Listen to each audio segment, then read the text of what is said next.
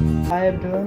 तो वीडियो के थंबनेल से पता चल ही गया होगा ये वीडियो किस टॉपिक के ऊपर है।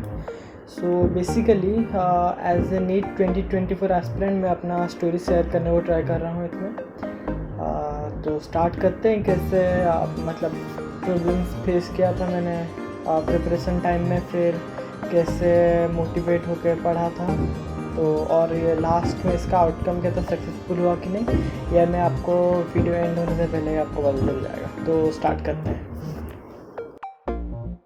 तो ये जर्नी स्टार्ट होता है मई 7, 2023 को, जब मैंने 12th के साथ अपना नीट एग्ज़ाम दिया था।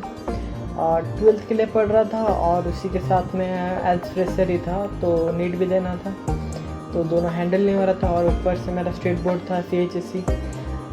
उसके दोनों का सिलेबस टॉपिक सेम होता है बट सिलेबस थोड़ा अलग होता है। लाइक CBSE में इतना लेंदी आंसर्स नहीं होता बट CHSE में थोड़ा ज़्यादा लिखना पड़ता है, उड़ीसा स्टेट बोर्ड। तो वही सब चीज़ था, तो हैंडल नहीं हो पा रहा था लास्ट तरफ। 11 अच्छा था, स्ट्रॉन्ग था, तब भी लास्ट तरफ ही जिससे कुछ टॉपिक्स क्लियर नहीं हुए थे। तो वही सर लोग से मैंने बात किया था, तो उन लोग बोले थे जब मैं फ्री हो रहे हो तब ये सब पढ़ने के लिए कंप्लीट कर देने के लिए। तो लास्ट तरफ 2023 के मॉक टेस्ट भी देना लगा, स्टार्ट कर दिया था। मोस्टली मैं CST प्रीफर कर रहा था देना, तो उसमें इतने अच्छा स्कोर नहीं आ रहा था। 570 580 के ऑलमोस्ट आ रहा था, पर वो कांस्टेंट नहीं था, बहुत 1-2 एग्ज़ाम में आ रहा था। बेसिकली 520-30 ही आ रहा था मेरा। तो उसके लिए बहुत डिमोटिवेट हो गया था। तो उस टाइम मैं पापा को घर में कॉल किया था, like there is a moment when I completely broke down. तो फिर घर में बोले इसके ऊपर स्ट्रेस नहीं लेके 12th के लिए फ़ोकस करने के लिए, बाकी देखते हैं क्या होता है नीट के लिए। तो जो कुछ ऐसा नहीं कि कुछ नहीं पढ़ा था, तो देखते हैं क्या होता है नीट के लिए। तो मैं एग्ज़ाम देने गया था। एग्ज़ाम देने के बाद I was confident, like I knew I just clear the exam, but तो उसी खुशी में मैं और जाके सेंटर से आंसर टैली नहीं कराया। तो मैं वापस आ गया था वहाँ पर, मतलब लाइक मेरे मामा का घर था वहीं पर जहाँ पर मेरा सेंटर आया था, तो हम लोग वहीं चल गए। तो शाम को कॉल आया मेरे को कोचिंग से कि आके देख लो, टैली कर लो कितना कितना मार्क्स आ रहा है। तो फिर मैं बोला हाँ ठीक है चलते हैं। तो मैं जाके वहाँ पर स्कूटी लेके गया था, वहाँ पर पार्क करके मैं ऊपर गया कोचिंग में। कोचिंग में जब चेक कर रहा था तब एक के बाद एक गलती आ रहा था। मतलब मैं आई वॉज लाइक सिवरिंग, मुझे पता नहीं चल रहा था कि अब क्या करना है। बहुत टफ़ टाइम हो गया था मेरे लिए। लाइक मैं वहीं पर खड़ा होकर सोच रहा था अब मैं घर कैसे जाऊंगा वापस, लाइक क्या ही दिखाऊं, मतलब क्या ही बोलूं घर में अभी। तो फिर मैं गया, तब भी स्कूटी चला के वापस आया। लाइक जैसे ही मैं वहाँ नॉक किया डोर, पापा गेट खोले, तो आई just said papa hey any more. It was very hard for me to say that. Like my father didn't say much. He was like quiet and asked me how much did you score. तो मैं बोला कि 570 तरफ आ रहा है score मेरा, तो उतना में तो नहीं होता कहीं भी। As first attempt it was good but उतना में नहीं होता कहीं पर, तो वही थोड़ा इशूज़ था। तो फिर जैसे जैसे मेन चीज़ मैंने बताया, जब मैं एग्ज़ाम जैसे कि मैं बाहर निकला था एग्ज़ाम हॉल से, तो when I came out, my father tightly hugged me, and that feeling completely lasted for the next 12 months. That is whole 2024. तो उसी के भरोसे मैं फिर जब भी डिमोटिवेटेड फील होता तो वही चीज़ आता था कि कैसे पापा ने हक किया था और मोटिवेटेड फील, मतलब कैसे उनको प्राउड फील कराना है, वही चीज़ मेरे को फिर से फील करना है। तो वही चीज़ करके मैं कंटिन्यूसली पढ़ रहा था।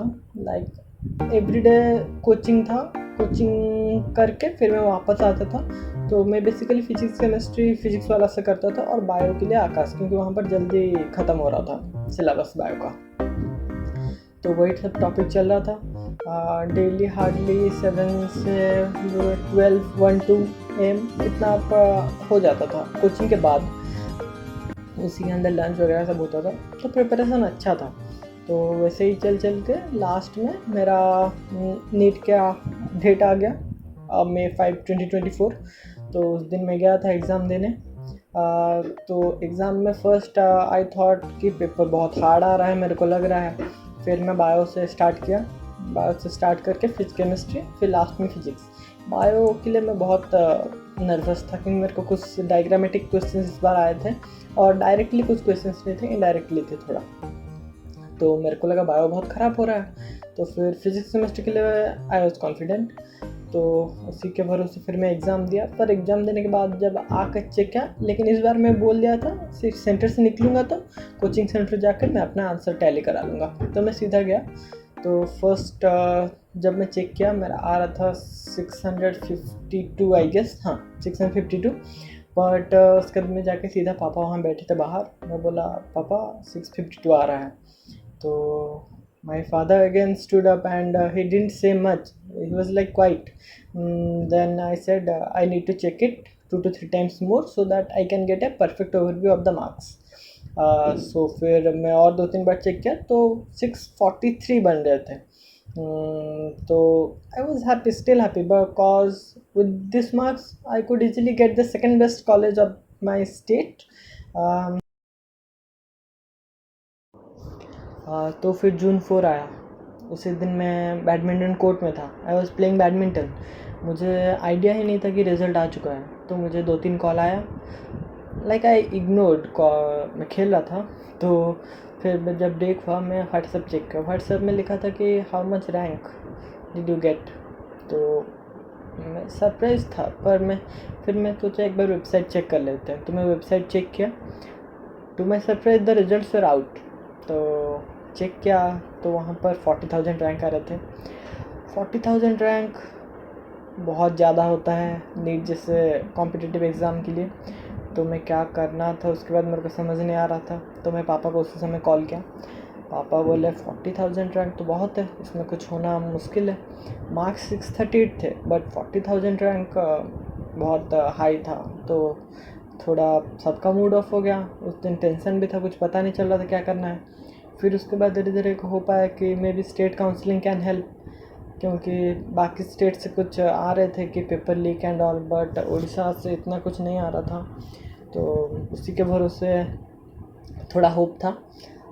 तो बाकी वही सब था। होप कर करके अभी काउंसलिंग स्टार्ट होने वाला है जस्ट कुछ ही दिन में। रजिस्ट्रेशन स्टार्ट हो भी जाएगा अभी कुछ जल्द ही। तो डेट तो आया नहीं है। तो बस यही था स्टोरी। कैसे मोटिवेटेड मेन था कि पेरेंट्स को गुड फील कराना है, कैसे इतना मेहनत के बाद इतना सब कुछ किए थे। और स्पेशली वो हग, जैसे कि पापा मम्मी का आँख से जो मैंने देखा था होप एक तो, वो मेरे को फिर से रिवाइव कराना था। तो बस यही था स्टोरी। देखो ट्राई किया हूँ अपना पूरा स्टोरी बताने का शॉर्ट में। बहुत सारा अप्स एंड डाउन था। कुछ एग्ज़ाम्स में मार्क कम आने से डिमोटिवेटेड लगा था, कुछ में अच्छा आने से बहुत ही एक्साइटेड फील हुआ था, ऐसे ऊपर नीचे हो रहा था। तो यही था बस स्टोरी। होप करता हूँ आप लोग को अच्छा लगा होगा, एटलीस्ट कुछ तो लगा होगा, मोटिवेशन आया होगा कुछ। तो बस यही था। थैंक यू सुनने के लिए आपको।